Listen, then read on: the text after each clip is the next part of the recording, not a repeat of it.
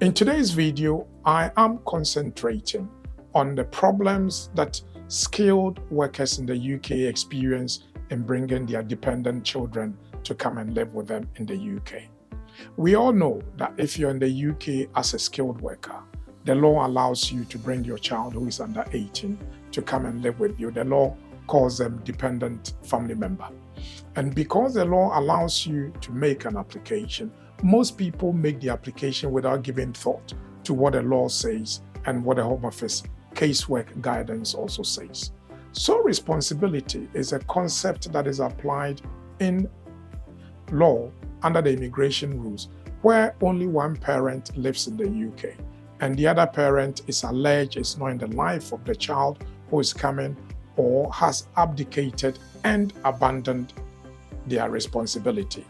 In that case, the parent here will be required to show that they have care and control of the child, including taking all the major decisions in the child's life.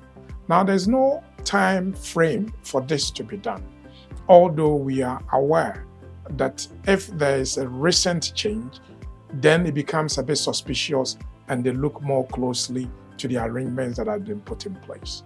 So the first thing that I want you to realize is that where only one parent is here and the other parent is alive, whether known or unknown, whether his whereabouts is in the same country as the child or not, the issue of sole responsibility will arrive. The second thing I want you to know is that when you make the application and they ask you for a guardian or a parent's consent, you are the parent, so you are the only one who must give consent.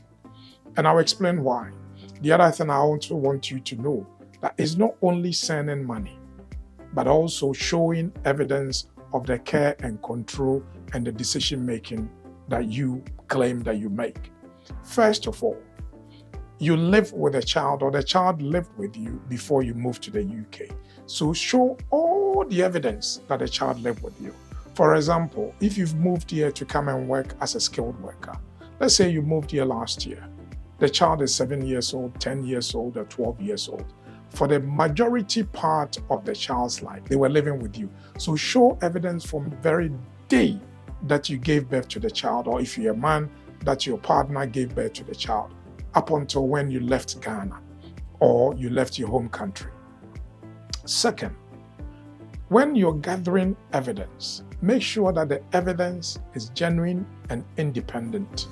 When I say genuine and independent, it must not only come from you, but it must come from places like the child's school, the church, the mosque, the hospital the child goes to, the clinic the child goes to. When the child is prescribed medication, where do they buy it? You must collect letters from all these people. Education. Who made the major decision about education? When you were with the child, it's very likely that you went to find a school for the child. You registered the child and ensure that the child went to school. Let the letter state that whilst you were there, from what period to what period, you are the person who found the child at school. You are the person who registered the child, and also you are the person who attended PTA or Parents Teacher Association and attended Parents Evening. It's very key that you show that, and the school must write that. Church or religious activity. When you were there, you went to church or you went to the mosque or you did some other religious activity with a child. If you've got pictures of those, show them. Ask the institution, either the church or the mosque or the synagogue or whichever religious institution, to give you some letter to confirm that whilst you were there, you did that with a child. Finance. When you were there, you were working or you were doing something that earned you income to look after the child. Show the evidence. Finally, when you left and came to the UK, you did not abdicate, abandon, or ignore your child. You continued to exercise this control, care, and made all the major decisions about the child. So you need to document them. Calls. Did you call the school? If you call them, is it by WhatsApp? Let's see. Do you send WhatsApp messages or emails with the school? Let's see that. You pay the fees. How do you pay the fees? Usually it will be money transfer. But please don't leave it that way. Once the fee has been sent from your money transfer or bank account, ask the school to issue the receipt in your name. Send it by either email or send it by WhatsApp. That way, you will be able to exhibit that you continue to take care and control and all the major decisions in the child's life. Religious activity. You continue to speak to the child's guardian, or the child guardian takes the child to church or to the mosque or to the synagogue. Again, document this. Health. When the child is not well, they go to clinic, they go to the hospital, they buy medication. Now, how do you know that the child is unwell? You make a call, exhibit that. When you call the hospital, where were you told? Medical records, medical letters, GP writing a letter, or your doctor writing a letter, or even a nurse writing a letter to say that this child, when they were unwell and they came here, you called, you paid the fees, exhibit the evidence. Finally, there are certain things that we do. For example, when you leave your child, you want to make sure that the child is okay, so you call regularly. Show all that. In addition, when the child needs something, they call you. So the communication that you have with the child, please also show that. Some of these children will be in boarding school, so maybe you communicate with them through the headmaster or through the housemaster. Please make sure you collect all this evidence. Once you've put all this evidence together, write a letter from the very day the child was born, all the activities and the decisions you made in the child's life. Document them and write them out in a cover statement or in a cover letter.